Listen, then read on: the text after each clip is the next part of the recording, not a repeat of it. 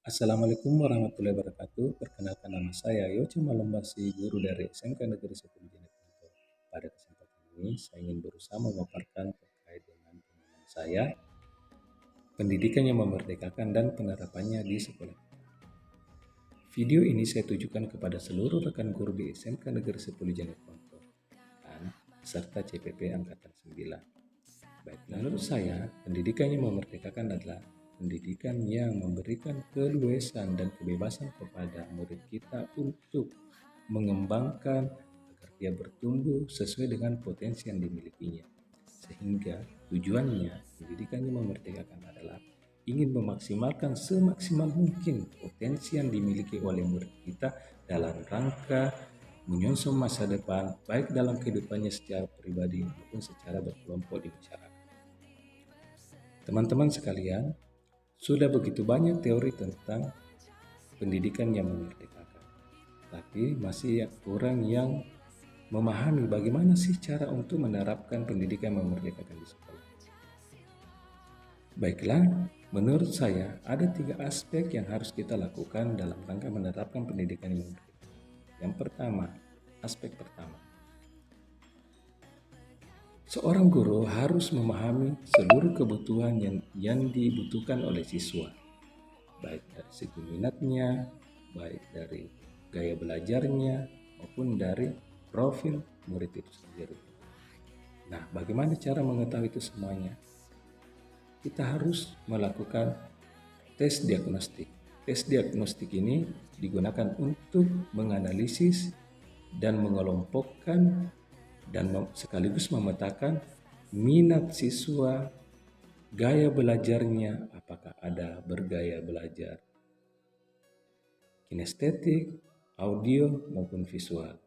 Kemudian profil belajarnya juga siswa. Ada siswa yang pemahamannya sudah tinggi, ada pemahamannya rendah, dan ada juga pemahamannya masih sedang. Nah, begitupun dengan minat yang saya sampaikan tadi, ada siswa yang minatnya sepak bola atau olahraga, ada yang suka menari, menyanyi, di musik, di seni, ada pun yang senang dengan berwirausaha. Pemetaan atau pengelompokan ini di awal pembelajaran harus dipahami dan diketahui oleh seluruh guru.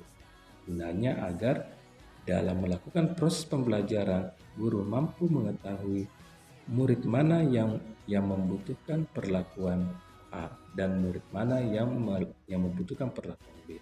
Karena setiap murid memiliki potensi masing-masing berdasarkan hasil tes diagnostik yang tadi. Yang kedua, yang harus dilakukan untuk menerapkan pendidikan memerdekakan di sekolah yaitu pada saat proses pembelajaran, guru tidak boleh lagi menggunakan pembelajaran yang sifatnya konvensional, di mana di konvensional itu yang menjadi pusat pembelajaran adalah guru, pusat informasi adalah guru.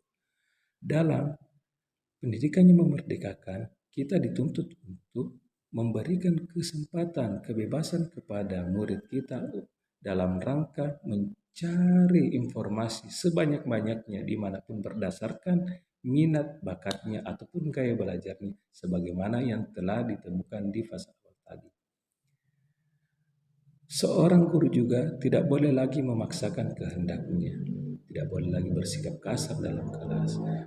Pola bicaranya harus benar-benar memberikan contoh yang baik. Seorang guru dalam proses pembelajaran haruslah memiliki sikap pamong. Di mana sikap pamong itu dia harus menjadi teladan bagi siswa, harus memberikan contoh yang baik kepada siswa, agar supaya siswa tersebut dapat memetik hal-hal positif yang dimiliki oleh gurunya dan ia mampu realisasikan dalam kehidupannya baik secara individu maupun secara berkelompok. Dan yang ketiga adalah di fase asesmen atau evaluasi. Dalam melakukan evaluasi di pembelajaran sebelumnya atau di bukan kurikulum merdeka, penilaian itu dianggap sebagai adalah hal yang sudah final yang untuk dinilai kepada siswa. Tetapi dalam Pendidikan yang memerdekakan, penilaian dianggap sebagai proses dalam pembelajaran, di mana fungsinya untuk mengetahui sejauh manakah tingkat pemahaman siswa.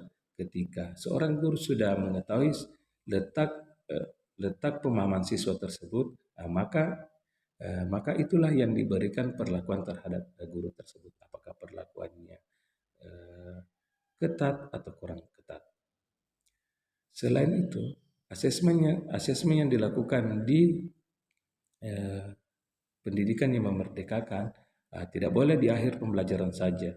Ada dua asesmen yang harus dilakukan dalam pendidikan memerdekakan. Yang pertama, asesmen formatif, dan yang kedua, asesmen sumatif. Asesmen formatif ini, asesmen yang dilakukan setiap proses pembelajaran, setiap pertemuan. Jadi murid diukur bagaimana pemahamannya, bagaimana perasaannya, apa yang sudah diketahui dan apa yang belum diketahui. Sementara untuk penilaian sumatif, ya penilaian yang dilaksanakan di akhir pembelajaran yang biasanya dilakukan pada saat penilaian tengah semester ataupun penilaian akhir semester. Nah, kawan-kawanku sekalian, itulah pemahaman yang saya tahu tentang pendidikan yang memerdekakan. Pesan yang ingin saya sampaikan kepada rekan-rekan guru semua di SMK Negeri 10, ayo kita berjuang bersama, kita majukan SMK Negeri 10, mari menuju pendidikan yang memerdekakan murid kita, pendidikan yang memerdekakan bangsa dan negara kita. Maju terus, semangat. Assalamualaikum warahmatullahi wabarakatuh.